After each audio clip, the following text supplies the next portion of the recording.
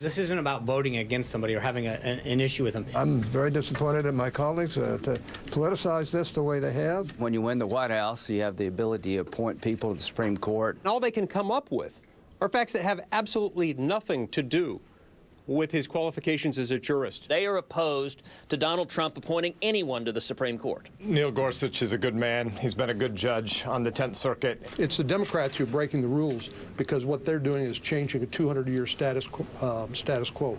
The irony, of course, is that you could have said the exact same things, maybe just switching out the names, regarding Judge Merrick Garland.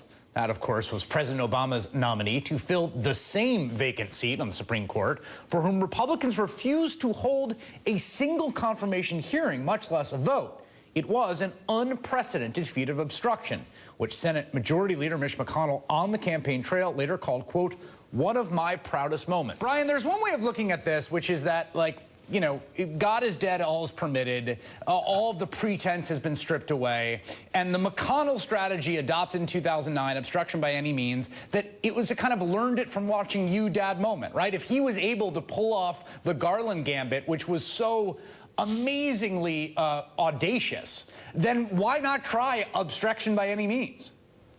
Well, I mean, Mitch McConnell does have the power to get this nominee passed, and he can thank Harry Reid for that. Harry Reid was the one that set the table for this. He can also thank people like you, Chris Hayes, because you as a progressive have been very vocal in your support for filibuster reform. Oh, you should be cheering Mitch McConnell for doing this. Let me be clear. I think the filibuster is an anti-democratic procedural mechanism that is nowhere in the Constitution. It was not envisioned by the founders. And I think as a sort of selective thing, it's fine. But let's just look at the numbers, Brian, just to be clear here on the empirical skyrocketing of the filibuster, which became essentially a de facto supermajority in one of the houses, which is nowhere in the constitutional architecture. And we all know how much you and everyone loves originalism. This is Obama just in his first 4 years. That's just the first term. 307 filibusters compared to 130 for George W. Bush. There's just nothing like it. So it absolutely has everything, almost everything to do with how they treated Merrick Garland. They refused to give this good man even the courtesy of a hearing. And now for them to say all these crocodile tears about what happened is absolutely ridiculous. So you and I have been talking about this for years, Chris. I have been very reluctant to change the rules of the Senate. But I think that this is absolutely the right thing to do by Senator Schumer, and I applaud the caucus for holding together. I thought it was laughable when Mitch McConnell said Merrick Garland isn't even going to get any meetings. Remember, the initial idea was not only was he not going to get a hearing, we won't look the guy in the face, okay? When he said that, I thought that's laughable.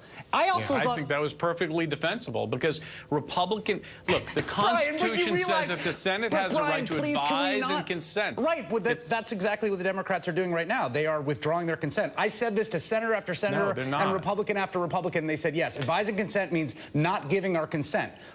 Democrats are not giving their consent to go forward to a vote. That is part of advise and consent. No, because they don't have enough votes to block it. Absolutely, Brian. That's ridiculous. Brian, that's definitionally the case. They do not have enough votes. They do have enough votes to filibuster. Yes. And the problem is that they changed the rules and set the table for this. They're the ones that said, hey, let's get rid of the filibuster in every nomination but the Supreme Court. But it's logical to understand that this was inevitably going to happen. But this is the thing that drives me crazy.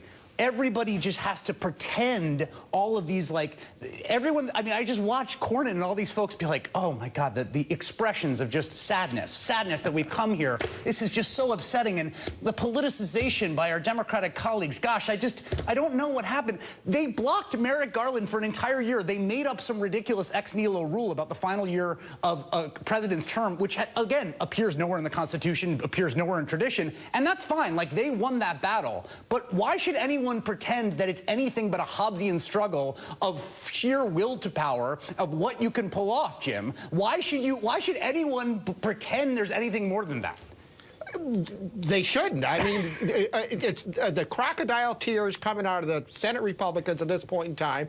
It really takes a cake. And I hope just Democrats are realizing that these guys aren't playing by the same rules as Democrats do, and it's about time to try and fight fire with fire. And Brian here, the ultimate, quickly on this, are they going to get the votes to pull off a nuclear option? I think they will. I think they will because We saw Democrats hold the line. I think they only lost 3 Democrats in that vote for Harry Reid's use of the nuclear option in 2013. I assume the Republicans will stick together. All right, Brian Darling and Jim Manley, thank you both.